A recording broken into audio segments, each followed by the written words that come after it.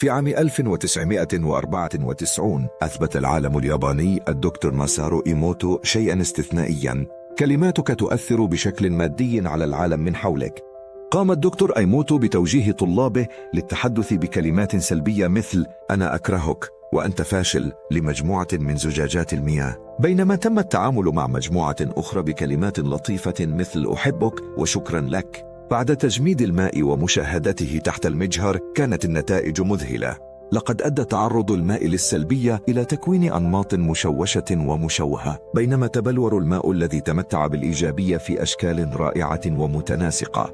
وإليكم الجزء المذهل: إن أكثر من 70% من جسمك عبارة عن ماء.